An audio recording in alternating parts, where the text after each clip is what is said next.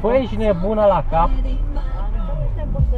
Să fie o secetă mare acum în ultima, știi? Hai cu Corsa. Haide bă, prost ești. E proastă blondă și vorbește și la telefon.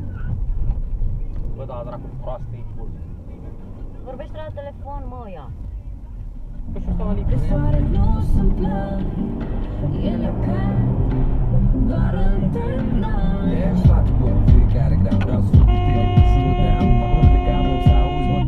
Ne uităm și noi în oglinda aia, că-mi bag pula în oglinda asta.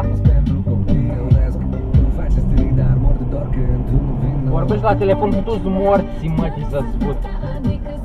Pisi, pietonii. Mă doare, din Constanța cu aia. Nu știu că... De ce super mult? Ai vezi despre ăștia, nu?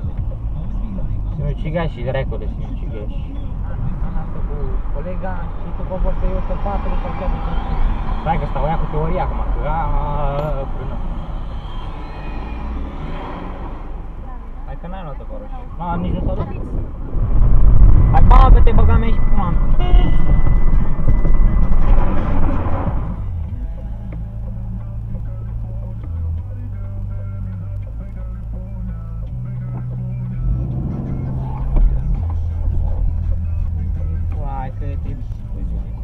Hai că...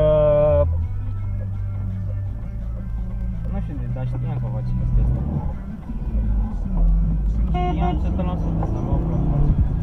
Hai că te baci. Coaie e semaforul intermitent.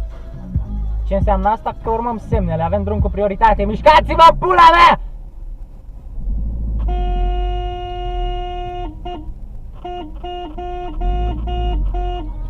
Stai dracu acolo, mă.